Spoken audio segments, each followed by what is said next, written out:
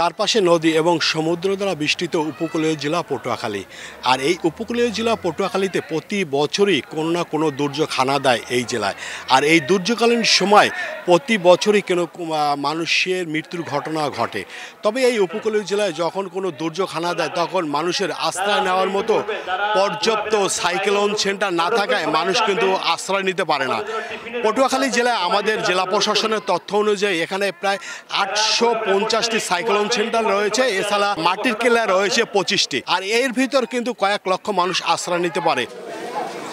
যেহেতু সাগর পাড়ের সবচেয়ে দক্ষিণে উপজেলা রয়েছে কলাপাড়া উপজেলা, আর এই কলাপাড়া উপজেলার এই যে ডাবলুগঞ্জ ইউনিয়নের যে মনসাতলী গ্রামে, এই গ্রামে কিন্তু আমরা যতটুকু এলাকাবাসীর তথ্য অনুযায়ী জানতে পেরেছি যে এখানে 4 থেকে 5 কিলোমিটারের মধ্যে কোনো সাইক্লোন শেল্টার না থাকা এখানকার অসহায় মানুষের কথা বিবেচনা করে জাপান সরকারের 4 কোটি টাকা ব্যয়ে 3 তলা বিশিষ্ট একটি আধুনিক সাইক্লোন সেন্টার নির্মাণ করা হয়েছে। 7 সালে সিডের বছর ওই সময় কিছু মহিলা লইয়া কোনো আশ্রয় কেন্দ্র পাইছিলাম না আমরা, তখন এই আমাকে এই জায়গায় একটা বট গাছ ছিল, ওই বট গাছে মানে মহিলা গুড়েই রাখছিলাম। আমাদের গরু বাছুর এবং আমাদের স্বজনরা অনেকেই বন্যায় কবলিত হয়, অনেকেই স্বজন হারা হইতো। এখন এই আশ্রয় কেন্দ্রটা দেওয়ার কারণে আমাদের আর ইনশাআল্লাহ এখন আর কোনো ক্ষয়ক্ষতি হওয়ার সম্ভাবনা নাই।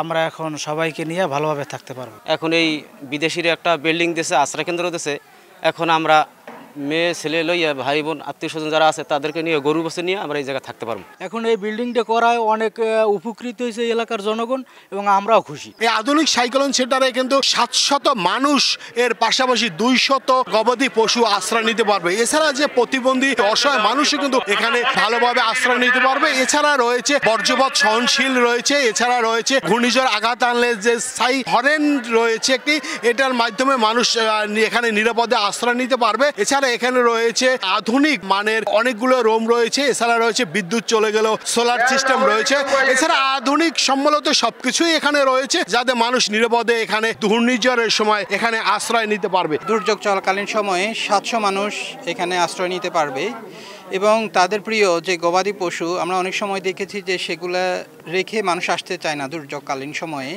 এই জন্য একটা সাইক্লোন শেল্টার করা হয়েছে এটার সাথে সাথে, যেখানে 200 গবাদি পশু এখানে রাখা যাবে। জাপান সরকার থেকে একটা ফান্ড নিয়ে আমরা কাজ করছি। প্রায় 3 বছর এই খোলাপাড়ায় 3টা ইউনিয়নে কাজ করছি। এই বছর আমরা ডাবলুগঞ্জ ইউনিয়নে একটা সাইক্লোন শেল্টার নির্মাণ করা হয়েছে। এই এলাকার দরিদ্র জনগোষ্ঠীর পাশে এবং যারা সবসময় দুর্যোগের সাথে সংগ্রাম করে জীবনযাপন করে তাদের জন্য এইরকম একটি স্থাপনা আসলে খুবই প্রয়োজন। আপনারা এইরকম একটি স্থাপনা এ জায়গায় স্থাপন করেন এবং তার প্রেক্ষিতে আমরা গভর্নমেন্টের যে রেগুলেটর আছে এনজিও অ্যাফেয়ার্স ব্যুরোর মাধ্যমে আমরা অনুমোদন করে এই এলাকায় আমাদের কার্যক্রম বাস্তবায়ন করি। এই সাইক্লোন শেল্টারে উদ্বোধন করেন জাপান এম্বাসির ফার্স্ট সেক্রেটারি মিস্টার ক্রাসে। বিশেষ অতিথি হিসেবে গুড নেইমার্সের ঊর্ধ্বতন কর্মকর্তারা এখানে উপস্থিত থেকে এটি উদ্বোধন করা হয়। মোহাম্মদ মনির হোসেন বাদল, সময় সংবাদ, পটুয়াখালী।